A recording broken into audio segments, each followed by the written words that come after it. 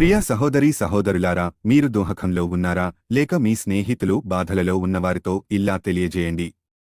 కన్నీళ్లు విడుచుచూ విత్తువారు సంతోషగానముతో పంట కోసెదరు. పడికెడు విత్తనములు చేత పట్టుకొని ఏడ్చుచుపోవు విత్తువాడు సంతోషగానము చేయుచు పనులు మోసుకొని వచ్చును. కీర్తనలు 126 అధ్యాయము 5-6. మీరు ఏడ్చి ప్రలాపింతురుగాని లోకము సంతోషించును, మీరు దుఃఖింతురుగాని మీ దుఃఖము సంతోషమగునని మీతో నిశ్చయముగా చెప్పుచున్నాను. స్త్రీ ప్రసవించినప్పుడు ఆమె గడియ వచ్చెను గనుక ఆమె వేదనపడును. అయితే శిశువు పుట్టగానే లోకమందు నరుడొకడు పుట్టినను సంతోషము చేత ఆమె ఆవేదన మరి జ్ఞాపకము చేసుకొనదు.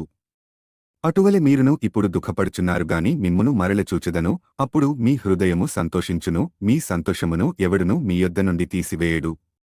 యోహాను 16 అధ్యాయము 20-22 వరకు.